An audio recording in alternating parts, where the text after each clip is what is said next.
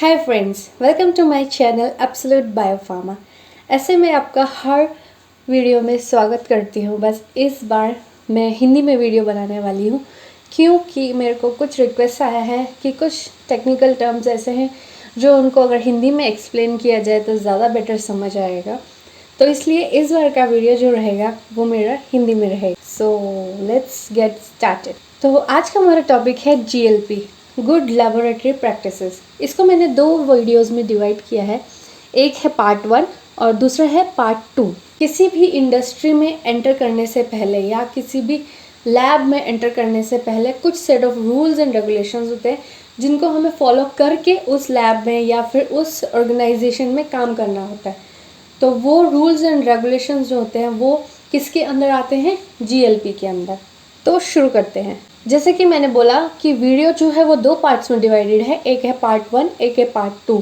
सो इस वीडियो में पार्ट 1 में मैं क्या क्या कवर करने वाली हूँ, GLP क्या होता है, ड्रग डेवलपमेंट में क्या क्या स्टेजेस होते हैं और GLP ड्रग डेवलपमेंट में किस स्टेज पे यूज़ होता है और GLP क्यों इम्प्लीमेंट किया गया, मतलब ज़रूरत क्या पड़ी GLP की, और ऐसे ऑर्गेनाइजेशंस जिन्होंने GLP को फॉर्मुलेट किया।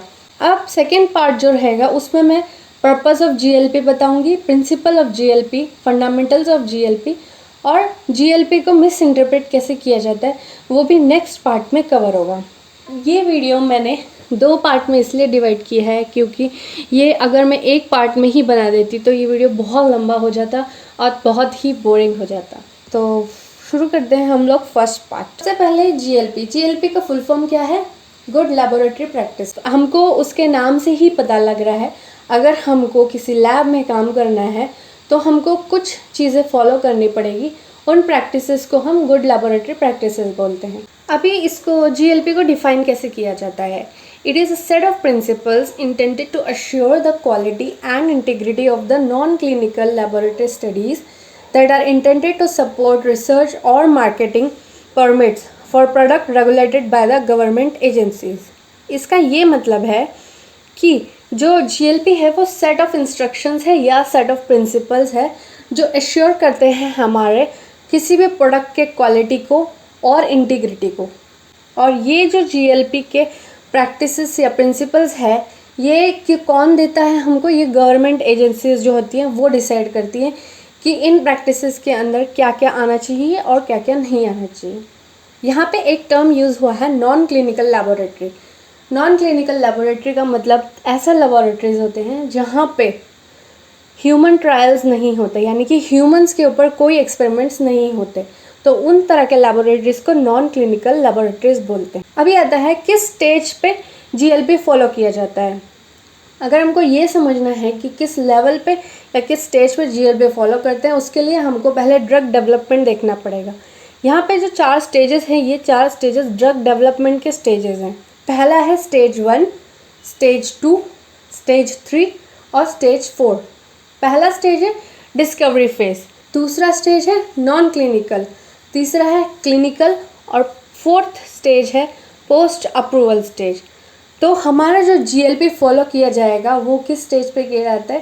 स्टेज 2 पे, यानी कि मैंने डेफिनेशन में ही बताया नॉन क्लिनिकल स्टेज जो होता है उस स्टेज पे हम लोग GLP को फॉलो करते हैं। तो अभी हम लोग एक 1 बाय 1 देखेंगे सारे स्टेजेस को, तो उससे हमको और क्लियर हो जाएगा सब। तो पहला स्टेज है डिस्कवरी स्टेज। इस स्टेज में क्या करते हैं हम अपने जो पोटेंट प्रोडक्ट होता है या फिर पोटेंशियल ड्रग होता है हम उसको डिस्कवर करते हैं।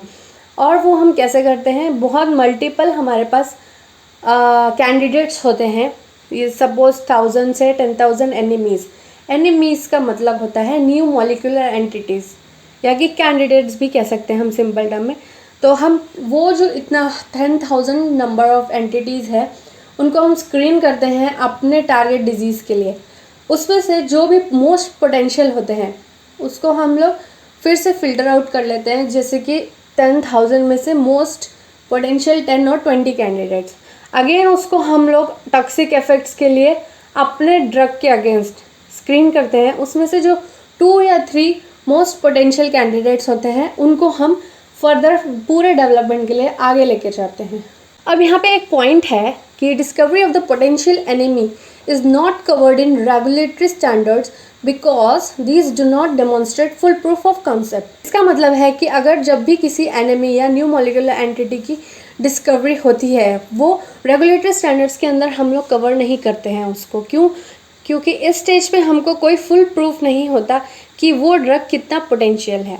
सेकेंड स्टेज आता है हमारा नॉन क्लिनिकल स्टेज। इसमें क्या होता है, जैसे कि मैंने पहले ही एक आइडिया दे दिया है कि ऐसे स्टडीज़ जो कि लेबोरेटरी में ह्यूमंस के ऊपर नहीं फॉलो किए जाते या नहीं किए जाते, वो तरह के जो स्टडीज़ होते हैं वो नॉन क्लिनिकल स्टडीज़ होते हैं। उस तरह के स्टडीज़ जो होते हैं वो स्टेज 2 में होते हैं और इस ही स्टेज में GLP फॉलो किया जाता है। और जनरली इस स्टेज में क्या क्या एक्सपेरिमेंट्स या फिर क्या क्या टेस्ट होते हैं? Safety testing of a drug, toxicology, pharmacokinetics, bioavailability, इस तरह के जो टेस्ट होते हैं वो स्टेज 2 में होते हैं। और इन तरह के टेस्ट को अगर हमें करना है या परफॉर्म करना है किसी लैब में, तो हमको GLP कंप्लायंस फॉलो करना पड़ता है। अब सब देख लेते हैं ये चारों टर्म्स है क्या। Safety testing, toxicology, pharmacokinetics, bioavailability. सबसे पहला है सेफ्टी टेस्टिंग। सेफ्टी टेस्टिंग में हम लोग चेक करते हैं कि हमारा जो ड्रग है, अगर वो किसी इंडिविजुअल को दिया जाता है तो वो ड्रग कितना सेफ है। फिर आता है टॉक्सिकोलॉजी स्टडीज़। इसमें हम किसी भी ड्रग का एडवर्स इफेक्ट्स को चेक करते हैं ऑर्गेनिज्म के ऊपर। फार्माकोकाइनेटिक्स, इसके अंदर हम ड्रग की एब्जॉर्प्शन, डिस्ट्रीब्यूशन, मेटाबॉलिज्म और एक्सक्रीशन को चेक करते हैं। बायोअवेलेबिलिटी का मतलब है कि जब कोई भी पोटेंशियल ड्रग को इंजेक्ट किया जाता है और वो किसी भी सिस्टम में सर्कुलेट होता है, तो वो कितने टाइम तक उस बॉडी में रहता है एक्टिव इफेक्ट के साथ, तो उसको हम बायोअवेलेबिलिटी कहते हैं। नेक्स्ट आता है स्टेज 3। ये होता है हमारा क्लिनिकल स्टडीज़। इस स्टेज के अंदर जो भी हमारा पोटेंशियल ड्रग होता है उसको हम ह्यूमन सब्जेक्ट्स के ऊपर ट्राई करते हैं। यानी कि यहाँ पे अगेन किसी तरह का कंप्लायंस का ज़रूरत होता है, और वो जो कंप्लायंस होता है वो होता है यहाँ पे GCP।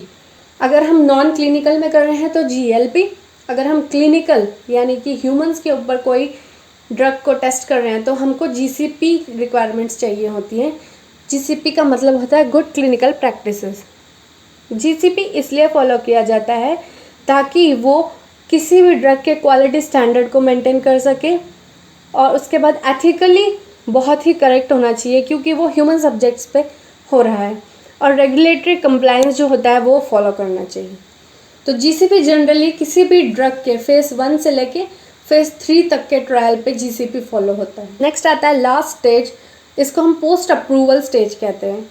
इसको पोस्ट अप्रूवल स्टेज इसलिए कहते हैं क्योंकि इस टाइम तक जो ड्रग होता है उसको रजिस्टर कर दिया गया होता है और वो ऑलरेडी मार्केट में अवेलेबल होता है। तो इस स्टेज पे क्या करते हैं, इवन अप्रूवल होने के बाद भी कुछ बॉडीज़ ऐसी होती हैं जो ड्रग को मॉनिटर करती हैं, उसका इफ़ेक्ट, लॉन्ग टर्म इफ़ेक्ट्स जो है वो मॉनिटर करती हैं वो। अगर यहाँ पे हम देखें, एक नया टर्म है फार्माकोविजिलेंस। फार्माकोविजिलेंस क्या होता है? इसमें हम लोग क्या करते हैं, किसी भी ड्रग के इफ़ेक्ट को हम चेक करते हैं आफ्टर, जबकि उसको ऑलरेडी लाइसेंस मिल चुका होता है उसके बाद भी, और उसका लॉन्ग टर्म जो इफ़ेक्ट्स होता है या फिर एडवर्स इफ़ेक्ट्स होता है उसको चेक करते हैं हम लोग। अब आता है वाई GMP गॉट इम्प्लीमेंटेड, मतलब इसकी ज़रूरत क्या पड़ी कि GLP को इम्प्लीमेंट करना पड़ा। 1970s में जब न्यू ड्रग एप्लीकेशन को सबमिट किया गया तो कुछ कंसर्न्स आए रिगार्डिंग डेटा की सेफ्टी के लिए। तो वह जब इंस्पेक्शंस हुए, when inspections done on studies and test facilities, it revealed instances inadequate planning and incomplete execution of studies, insufficient documentation of methods and results। तो जब एक न्यू ड्रग एप्लीकेशन को सबमिट किया गया तो कुछ रेगुलेटरी अथॉरिटीज़ थे, उन्होंने उस स्टडी के अगेंस्ट कंसर्न रेज किए कि जो उनका प्लानिंग है एक्सपेरिमेंट का वो इनएडिक्वेट था। उन स्टडीज़ को उन्होंने इनकरेक्टली और इनकम्प्लीट फॉलो किए, और जो उन्होंने डेटा दिखाया वो इनसफिशिएंट था। जैसे कि replacing animals which had died during a study with new ones without documenting the fact. इस एग्जाम्पल में इन्होंने दिखाया है कि कुछ एनिमल्स जो थे एक्सपेरिमेंट के वक्त, उनको जब हमने पोटेंशियल ड्रग दिया तो वो जो ड्रग था वो इफ़ेक्टिव नहीं था और उसकी वजह से एनिमल्स मर गए। बट डॉक्यूमेंट में हमको क्या दिखाया गया, रेगुलेटरी बॉडीज़ को क्या दिखाया गया कि जो एनिमल्स है they survived and the drug is safe. तो ये बहुत ही इनकरेक्ट डेटा जो था रेगुलेटरी बॉडीज़ को दिखाया गया। सेकेंड पॉइंट है हीमेटोलॉजी डेटा। जो भी एनिमल्स, कंट्रोल एनिमल्स थे, उनका जो हीमेटोलॉजी डेटा था वो उन्होंने जो भी हमारा टेस्ट एनिमल था या फिर टेस्ट ग्रुप था उसके साथ उन्होंने मैच करके दिखा दिया, जबकि अगर डिफरेंसेस है तो वो उन्होंने वहाँ पे नहीं रखे। तीसरा था जो रॉ डेटा था वो फाइनल रिपोर्ट पे चेंज कर दिया गया। रॉ डेटा क्या होता है, कोई भी ऑनलाइन डेटा, अगर किसी ऑनलाइन डेटा को हम लोग मॉनिटर करके कहीं पे रिकॉर्ड करते हैं तो वो होता है हमारा रॉ डेटा। तो इन सब एग्जाम्पल्स के बाद ये डेफिशिएंसीज जो थी वो पब्लिक के सामने आ गई, यानी कि ये सारी मिस्टेक जो थी वो रेगुलेटरी बॉडीज़ ने पब्लिक के सामने रख दी।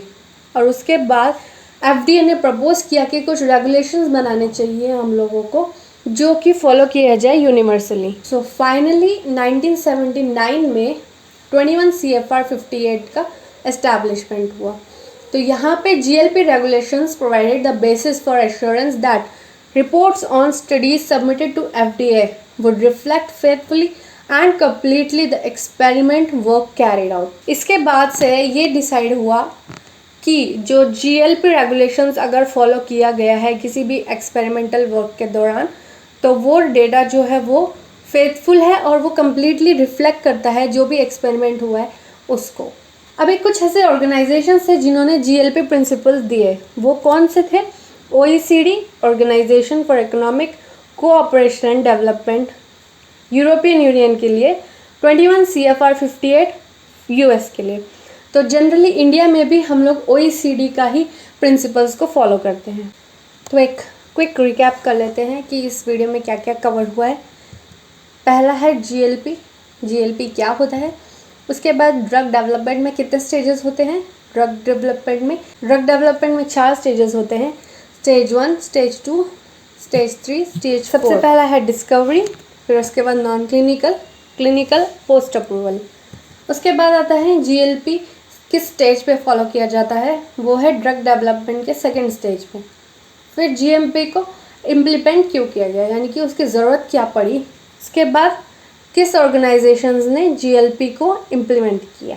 अगर आप भी चाहते हैं कि आपका कोई टॉपिक पे मैं वीडियो बनाऊं तो आप मेरे को कमेंट सेक्शन में या फिर मेरे को ईमेल करके भी बता सकते हैं। तो आई विल ट्राई कि उस टॉपिक पे मैं मैक्सिमम डेटा कलेक्ट करके आपको प्रेजेंट कर सकूं। और मेरे को ये ज़रूर बताना कि वीडियो हिंदी में आगे कंटिन्यू करूं या फिर इंग्लिश में। So thank you and have a great day.